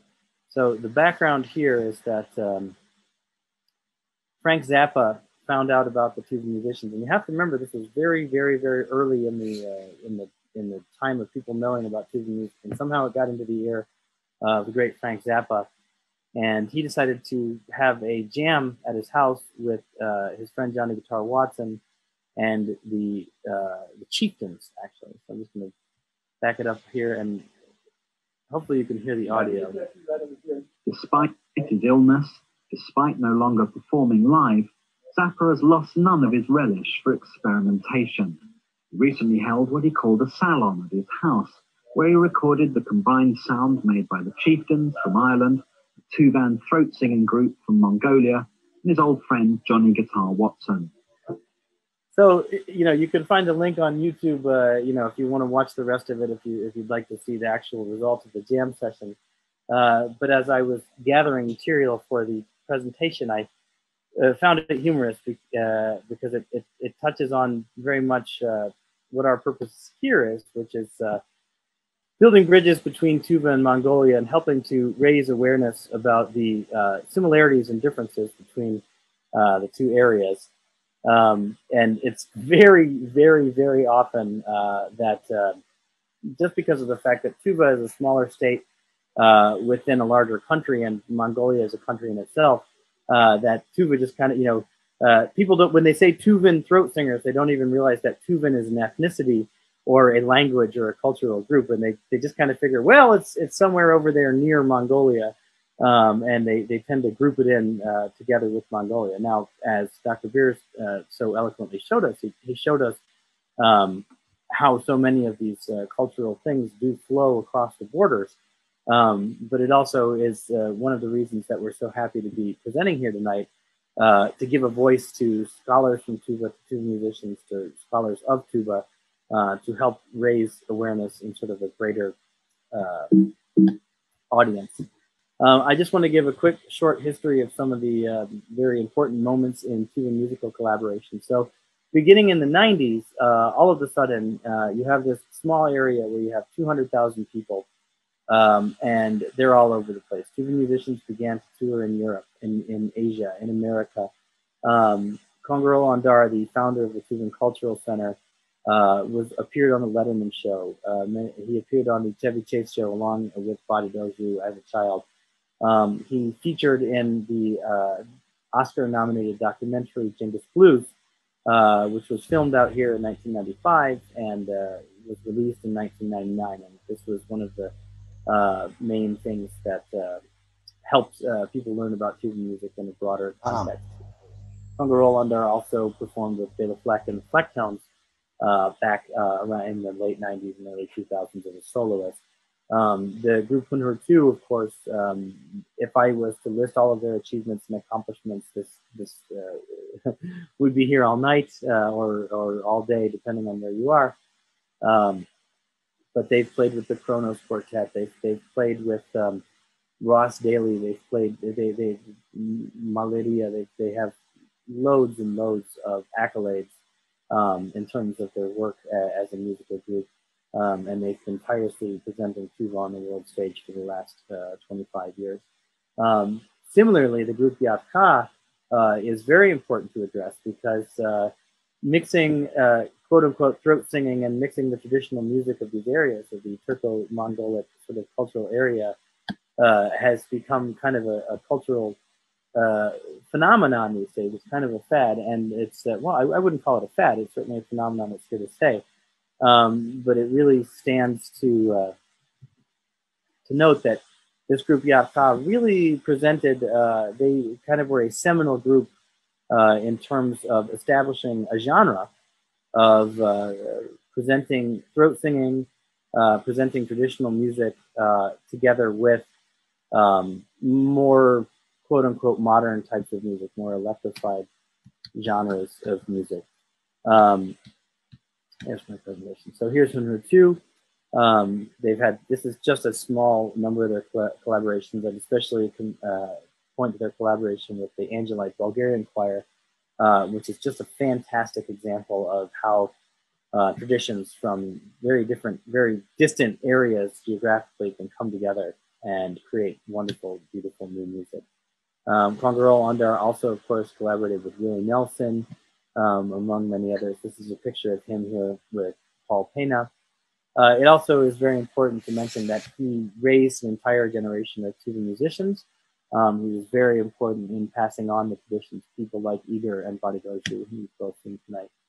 The Tuva ensemble gave start to many, many famous Tuva musicians. And again, they sort of established the genre for playing as an ensemble. Although Hunhur 2 really became the group that sort of established the more integrated way of playing as an ensemble with 3 or 4 musicians really working together, each playing different instruments. Whereas the Tuva ensembles, it was more of a sort of collective effort. Sainko Namchalak is an artist that many people might be familiar with. She's not really much of a Kume performer per se, but she is the most prolific Tuvan recording artist. She's based in Vienna and is just constantly producing albums, and again, shows the plasticity of Tuvan music and its ability to be melded into any kind of genre and to work with any kind of genre. Some of her albums are just fantastic, out of this world fantastic, and it's a theme with Tuvan music and Tuvan musicians certainly that I've seen in my personal experience with the Lash, that, you know, tuba musicians, people look at throat singing and they look at hume and tuba music as this sort of niche thing, but the real thing is that the musicians who are performing at a high level here are high level musicians. They're not just specialists in the special art of throat singing. And they're able to adapt to, and they're able to adapt their music to many different genres and collaborate successfully with lots of different musicians. Oh, I forgot to put in a picture here of Yadka. Yadka has met with amazing success as the sort of founders of the genre, which is now populated by a great number of groups from Tuva and Mongolia in terms of people wearing leather clothes and playing electric guitars and drums and combining that with traditional music and throat singing. They've been doing this for 29 years, and I've listed here just some of the major awards that they've received. Jirgulchen, of course, which was founded by Igor, has also done many collaborations. I mentioned the collaboration with Residente that won the Grammy, Somos Animales. They also collaborated with Laurie Anderson, who's a very famous musician in her own right. And Tuvakaze, of course, is very important for being the first all-female tuba throat singing group. This is, of course, a whole nother discussion in terms of the role of women in performing kume, kargara, and sagut. But I'm very happy to report that Chodra Tumat, the founder of Tuvakaze, last year or the year before that was awarded with the title of People's Kumeji of the Republic of Tuva. And we actually have 2 female Kumeji, People's Kumeji of the Republic of Tuva. So whatever people might say about the past, which that's an entire different subject for talking about, whatever you can say about the past, the role of women in Kume is being very much recognized by the current cultural establishment in Tuva. And then, of course, the group that I work with, Alash, as well, has really, really done a massive number of collaborations, in addition to being, of course, fantastic musicians in their own right, collaborating with Bela Fleck, just as our teacher did, but also ensembles as diverse as the avant-garde jazz group Sun Ra, Shodake, who's a beatboxer, Wendell Patrick, who's a hip-hop producer and classical musician, and very much more. And then classical music groups such as Fifth House Ensemble, Lincoln Center String Quartet, and many more. Actually, Tuva Grass is a project that we've done with bluegrass musicians in the United States. And in recent news, Alash was heavily featured on the soundtrack for a new video game called Pathless, which is being nominated for a bunch of prestigious awards for its score. So what I just want to highlight here, and this is again just the tip of the iceberg, but the absolute penetration of music that belongs to a very small group of people, just broadly into the world of global music. I mean, it's as if you could take the city of Duluth, Minnesota, and it would be like the entire world knew about music from Duluth, Minnesota, which is a city of 100,000 people. And Tuva has that kind of outsized influence. For those of you who are interested in the new and up-and-coming generation of Tuva musicians, I'd especially point you to groups like Kume Beat, Khartaga, Oduchu, and Ugulza, who are continuing to follow in the footsteps of bands like Yatka and Hinutu and Alash, and continuing to develop the music in really new and exciting directions. And all of this, I just like to point out to everybody, really showcases the living nature of Tuvan music. This is not something that Tuvan people had to sort of find and revive. Up until yesterday, we didn't have an academy for it. This is just something that's a part of everybody's life here. It's just a part of the lifeblood of Tuvan, what it means to be Tuvan. And that is why the music is so powerful. And that is why we have so many groups. I didn't even name all the groups. I just named, some of the bigger ones. And just, a couple of pictures of illustrating some of the collaborations that I talked about. That's Khartaga in the lower corner there, and Oduchu up there in the top corner. So that's pretty much my presentation. Again, there's Tuvan music is such a fascinating and wonderful and deep field. I'm really thankful to everybody for attending. I'd like to thank all of our speakers as well.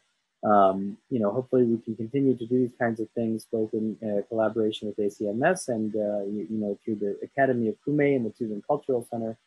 Again, we're so grateful to Madam Sok and to Wolof and our friends at the American Center for Mongolian Studies. I'd like to say on behalf of the Tuvan Cultural Center that we're really looking forward to continued collaboration and working together, because in Tuvan, we talk about Mongolia, as we say,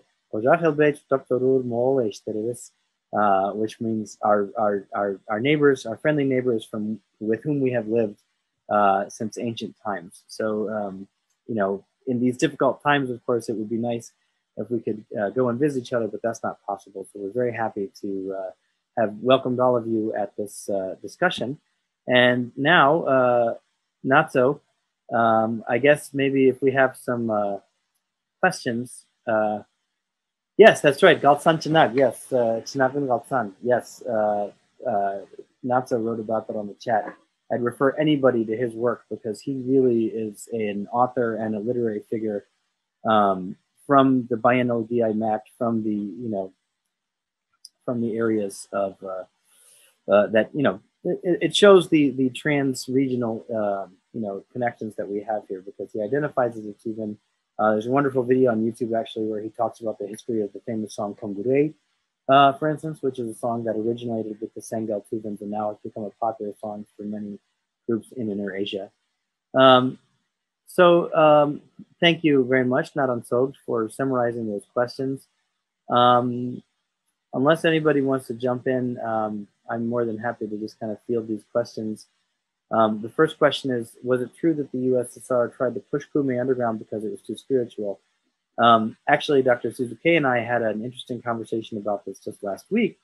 We were talking about a research paper that she's working on, or a contribution to an academic journal, and this subject came up of, how much was the music really repressed? And with her permission, I'd like to relay what she told me when we were talking about this a week or two ago at her place.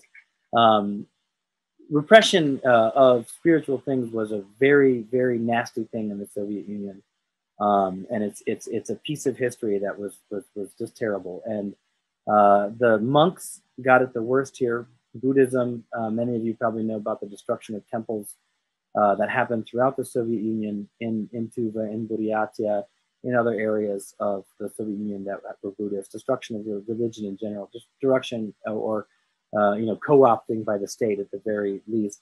And shamanism as well was highly repressed. But I was actually surprised to learn from Dr. Suzuki that Kume kind of got a pass. The whole idea was you just didn't perform it in front of people at official events, but it permeated through the culture so much, and it was such a part of the culture that officially it was discouraged, and you definitely weren't going to get up at your local, collective farm meeting or your local, village club performance or whatever and perform it. You're going to get up and play the accordion or the guitar or the piano or whatever as was approved in those days. But fortunately, it did not have, at least from the Russian Soviet point of view, it didn't have this explicit spiritual connection like shamanism and Lamaism did, and so therefore it didn't suffer as fierce of a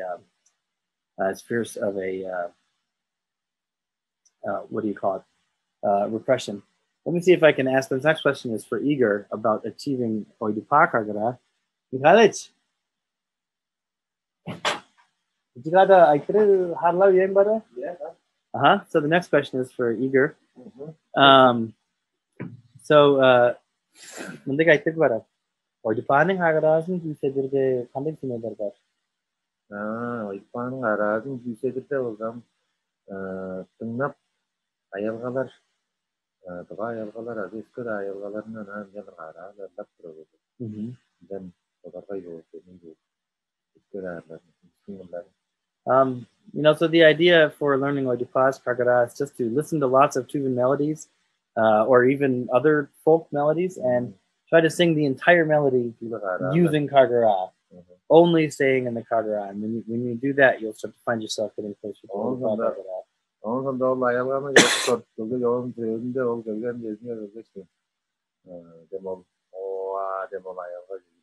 And after you've sung the melody of the song, don't forget to add the sort of ornamentations, the vocalizations that Oedipod does after the words are over, where he's, you know. So Igor is going to show us a little bit of an example. Yeah, we hope to be on tour again too. Just as he gets the accordion, there's a question about getting Tuvan groups on tour. I think we'd all like to be out there again right now. So just hang tight. We'll get there. Here's a quick demonstration of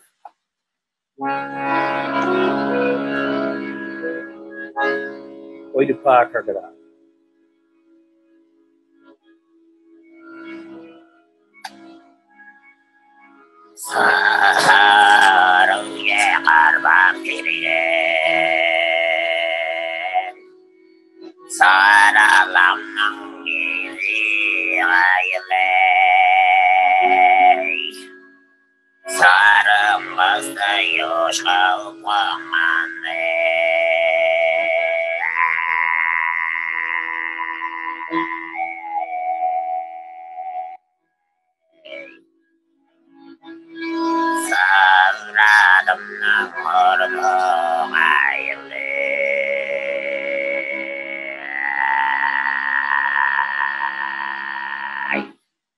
Gosh. So just do that. Yeah,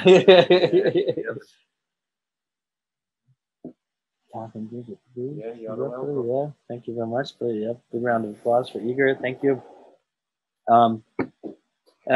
So, you know, and I think, Igor Mikhailovich, I think probably once we get the Kume Academy going, we're probably going to be offering online lessons and stuff like that. So you can look forward to that kind of stuff coming in the near future from the Tuvan Cultural Center and from the Kume Academy.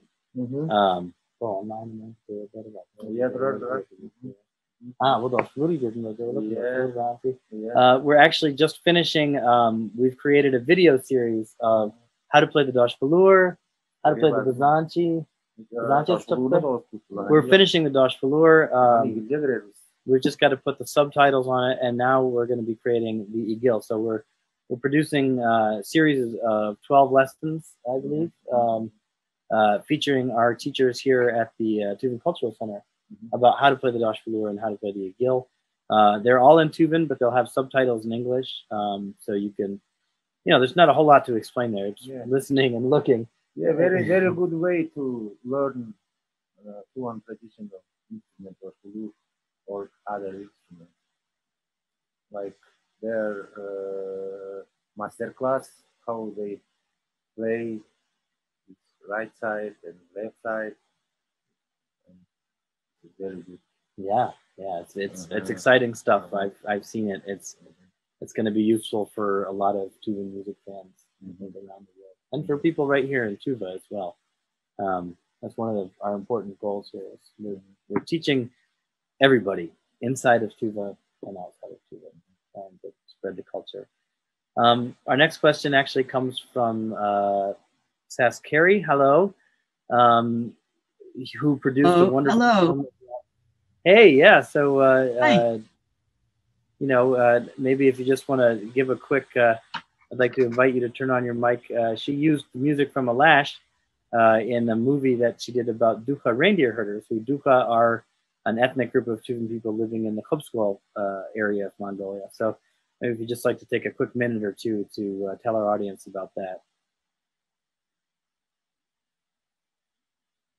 Oh, can you hear me? Yes. Oh, now she's muted again.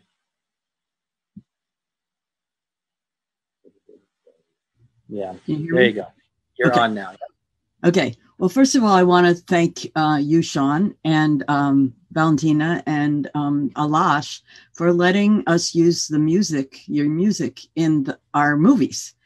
And so I make movies about the reindeer herders, the Dukha, in Mongolia. And I took the movie up to show them, and we sat in their orts or Siberian teepee, and they all watched it. And in the middle of it, one of the herders, Basenhu, brought his red flip phone up and put it right next to my computer. And I said, "Oh, I'll be happy to give you a copy of the movie." And He said, no, I have to have it right now because I need to learn that music. And they really feel that they've, you know, because the border is closed, they've lost a lot of their Tuvan heritage, and they feel very strongly about getting it. And so they were very grateful to you for letting us share that music back with them. It's sort of like going back home for them. So I just wanted to thank you and so much for letting us be part of that. Well, yeah, thank you very much as well. And, you know, I think if you provide information about that to Not on Soap, you can probably make that available if people want to check out your wonderful work about the Dukha people, which I believe also in Mongolian are referred to as the Tsatan, the ethnically reindeer herding group of people, whom were split apart by the enforcement, more strict enforcement of border regulations. And we have reindeer herding people on the Tuvan side and reindeer herding people on the Mongolian side. And it's one of the unfortunate things about borders. So I'll certainly pass along that story to everybody here at the Tuvan Cultural Center as well. It's a great example of how important you know, it is to reach across borders culturally, and the power that they can have for people. So thank you very much, Sass. Thank you. We also have a comment from someone who used to work at the Canadian Embassy in UB, heading up One World Arts, using arts to educate about global issues. That's wonderful. Well, we here at the Tuvan Cultural Center would love it if you get in touch with us in terms of, you know, making international connections, because that's something that Sass just brought up a perfect example of how arts are very important to educate about global issues. Of course, you know, it goes without saying that people like the reindeer herders, the Dukha people, and Tuva, the Toju people, provide an excellent example of a sustainable way of life that, you know, can still be practiced in this day, and how important it is for us to maintain connections with that and support those kinds of cultures. So we'd love it if you reach out to that. Again, our emails will be available. All the participants will be getting our emails. So thanks very much to our Canadian friend. Igor's advice about singing higher in Hume style. Yeah,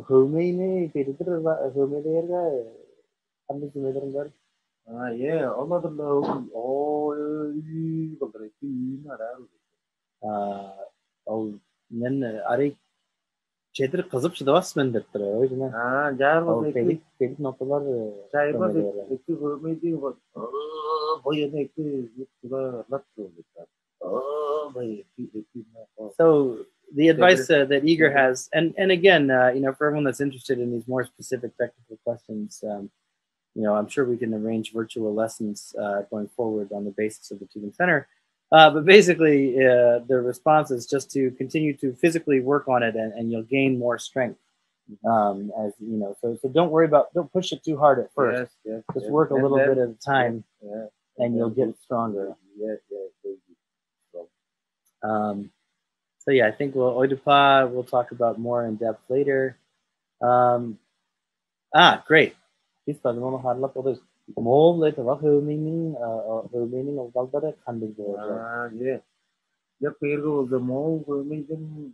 Kodu sağıp keviri o zaman. Yüzünde metrerengeyi güçlü boğuşturar. Sağıp bile o zaman. Ayalgalar, fırlama ayalgalar o zaman. Gezdiğinde programlar oldu içinde. Ayalgalar çalışır. Ama akkan mozu hüme ile kargıranın keviri değil. Zara içinde olda onunla o zaman. Kargıranın o da gezen yıllarda bir var. Kargıran hüme ile de kaygıranı yayın. Yapıyor o zaman. Tonga cái chỗ có sao làm rồi có tôi nghĩ là tôi đông tôi là đi cho nó quy được nhưng mà đi xin ra cái nhà rồi tôi là sinh vô ye nhà sinh vô làm rồi tôi mới tôi kuruştu tôi ayağımdı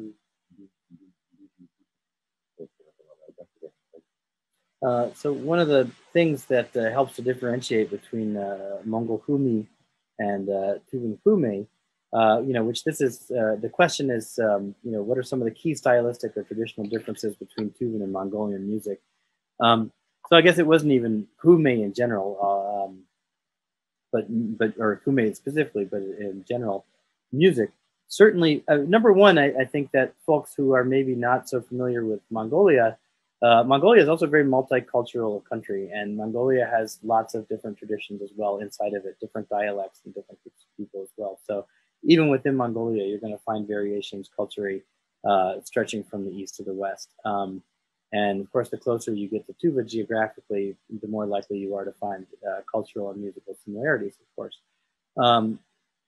Speaking of the differences between Kume and Humi in particular, in Mongolia, the Sagut style is very well developed, and Mongolian performers are very good at it, and they're very famous for singing Sagut in a very powerful, piercing sort of style that oftentimes will follow a melody. And as a matter of fact, you can find these amazing videos of Mongolian performers performing traditional melodies and also Western melodies in the Sagut style, which, if I remember correctly, in Mongolian is called Iskre.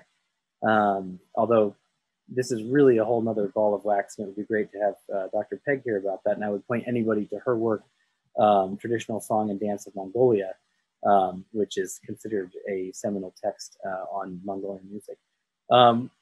However, in the experience of Tuvan performers, the Kume and Kargara ends of the spectrum definitely find more development in Tuva in terms of not only the varieties that we have, which Igor showed us just kind of the tip of the iceberg, but the subtlety of variations within those varieties. And I think that you would find Tuvan music in general to be a little softer and sort of a little. And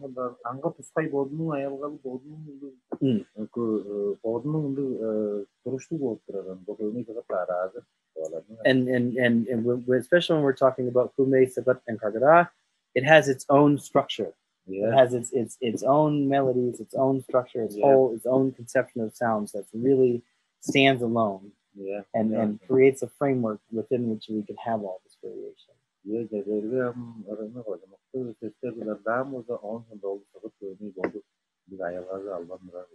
So, for instance, if we were to sing a verse and then we go into a Sagut section, there's sort of a very strong conception of what the melody should be like. So we don't imitate the melody that we sang with words. The Sagut or the Kume or the Kargara has its own melody.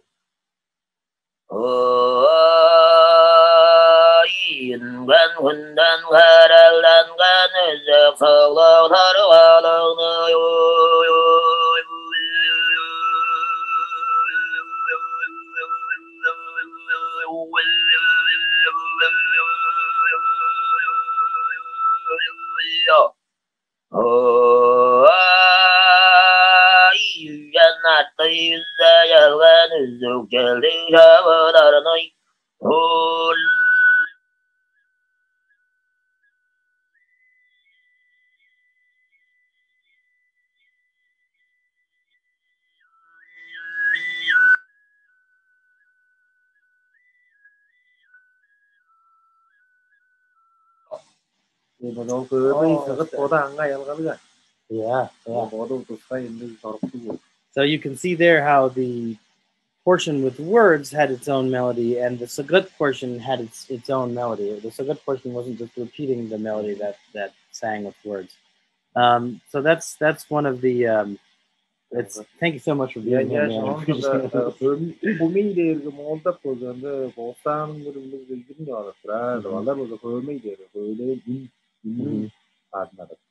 And another difference is just the terminology. As far as we understand, the Mongolian term kumi comes directly, is related to the word for throat, whereas the Tuvan term kume doesn't have anything to do with the throat at all, which is one of the reasons why throat singing is a really terrible term. Yeah, kume is a sound word. It's not a monotheistic word. Yeah, it's the name of the sound. And I think there was one other question I wanted to get to, and then it's getting to be close to time to wrap it up here. Throat singing connections between Mongolia and Canada. Actually, Igor, you've worked with Inuit musicians. Yes. So I'm going to transfer that question to Igor.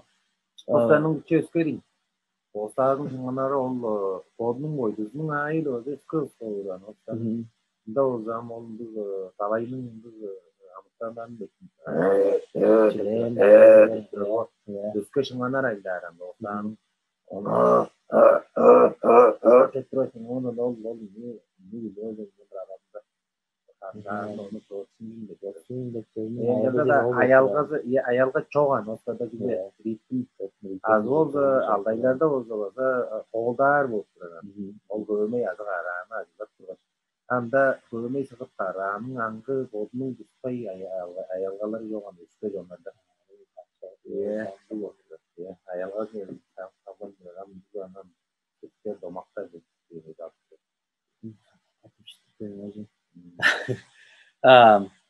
So I'd like to wrap up with Igor's excellent answer to this question. Igor, in working with Turtlechin, actually several times has had the opportunity to work with and perform with musicians from Inuit, Northwest Territory, Yukon, Yellowknife, so historically, other than talking about Paleo-Siberian people, crossing from land bridges and stuff like that, there's not a whole lot of connections. Now, in the modern day, as you can see in the living presence of Igor having worked with Inuit musicians, they do find cultural similarities, but musically speaking, it's completely a different ball of wax. In Igor's explanation, they're not really paying attention to melodies. The sound is different. The sound is more inspired by the animals of the sea. And in the Inuit throat singing performances, it's a whole different aesthetic. And even if you dial back and you look closely at a place that's very close to Tuva, Altai, they also have an art called Kai, which is called throat singing. But again, they're using it in their performance of epic tales. And again, there's not as much of a concentration on the melody. And this is one of the reasons why we have to use the term throat singing, because it's accepted around the world. But unfortunately, it causes people to think that all of these different wonderful and disparate traditions, which all have their own beautiful sounds, people think that they're all related to each other, or it leads them to believe that. And, that's really not the case. Each of these traditions that's called throat singing is actually its own sort of, beautiful tradition. And what we're talking about here is the Tuvan version of that. So it's exactly 10 o'clock. I think this is as good of a time as any to, on behalf of Dr. Suzuki and on behalf of Dr. Beers and on behalf of Igor Kokunde, all of us here at the Tuvan Cultural Center, I'd like to thank everybody for being here and just once again display our gratitude to Madam Sulkt and everybody at the ACMS for hosting this wonderful talk. We hope it was useful for you guys. We hope that we'll all be seeing each other in the future, either virtually or not. Please do get in touch with all of us. You'll be provided with all of our information. And with that, I'm going to turn the mic back over to our colleague, Madam Sulkt, to see us out of the presentation. Thank you, Sean. Thank you, Igor, Valentina, Robert, everyone, all the participants. This has been a wonderful panel, so thank you very much. And I am just going to share everyone's emails. I know everyone has questions, so please contact them, write to them. These are their emails, for further correspondence. Thank you for sharing the wonderful news about the Homi Academy. So very exciting news. And we hope that the ACMS will also, include a lot more Tuva-related, academic research as well. And we'll be happy to spread the word about the Homi Academy and also even learn more as well. So that's pretty much it, everyone. We have another event coming up actually in 2 days, Sunday morning in Ulaanbaatar time, 9 o'clock. So it's going to be a foreign policy writer, Balur Khadjov, presenting about the foreign policy of Mongolia, the future challenges and opportunities. So feel free to join us there. I personally hope to, visit Tuva, Kizil soon, and also, you know, receive you guys in Ulaanbaatar as well. It's always been such a fascinating culture, you know. So I'm really glad that we got to, you know, organize this talk together, and at least it's been one of the silver lining of the, you know, the current troubling times. So yeah, thank you. You know, we're gonna weather this together, and let's keep watching, and let's keep organizing the speaker series then. All right, and goodbye, everyone. Have a good day, or have a good night. Bayar Kla, Cheturdin. Cheturdin. Bye.